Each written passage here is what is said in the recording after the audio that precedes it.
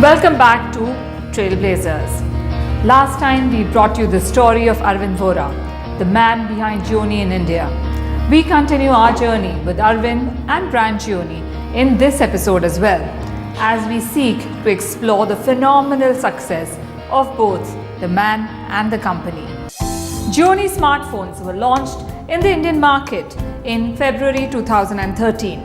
Arvind knew that he had an uphill task before him.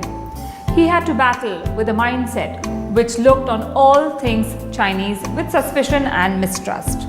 It was crucial for him to overturn those beliefs, and he spent 6 months in 2012 doing just that. 4 people, which is T2, Joel, TC Sudhir, who's no longer with our association, and Anil Sharma ji.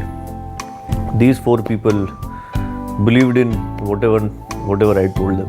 सब ये हो गया था कि these 4 people were convinced and they wanted to start the business. We had to convince the next chain in this delivery system. So these were my import partners and national distributors. Now we had to convince the city-based distributors.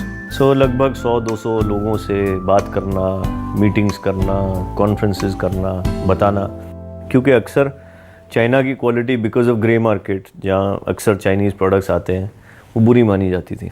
Arvind was one of the early believers in the power of the legal market, and he was a very strong supporter, and he believed that we had to change the grey market to the legal market, and we always remember him for his unstinted support. And obviously the products that we had, the distribution that we had built was fairly superior because we had a lot of systems, processes in place. Whatever knowledge I had acquired over the last couple of years in telecom, I was putting it back into the market. धीरे धीरे लोगों का एक faith, network, service, ये सारी चीज़ें इकट्ठी होती चली गई और हमने फर्स्ट 1 ईयर में अपना सारा सेटअप बिल्ड कर दिया. बड़े फ़ख्र के साथ हम कहते हैं कि हम पहली चाइनीज़ कंपनी थे जिन्होंने ये इस्टेब्लिश किया कि चाइना में अच्छे फ़ोन भी बनते हैं, अच्छी प्रोडक्ट की क्वालिटी भी वहाँ बन सकती है.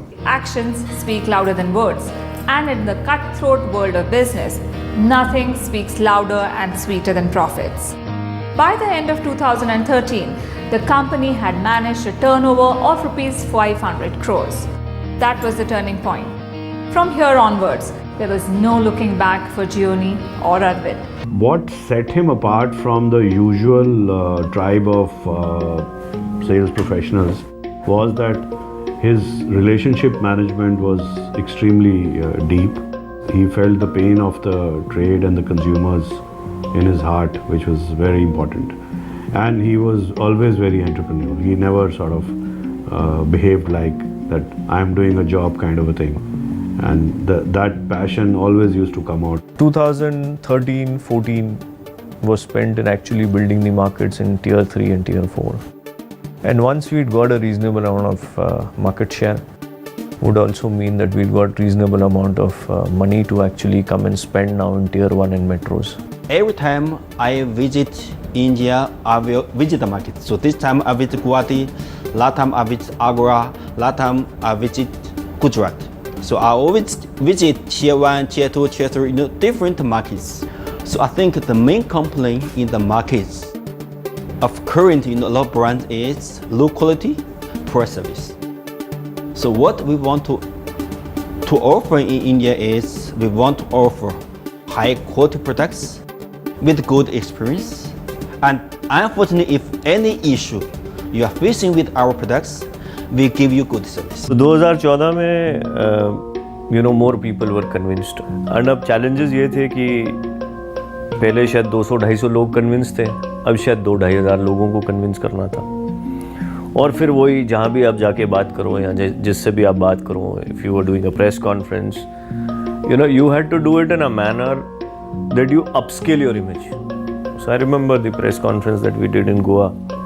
We had almost about 1,250 people. In fact, somebody told me that day in Goa, most of the flights had our people coming in.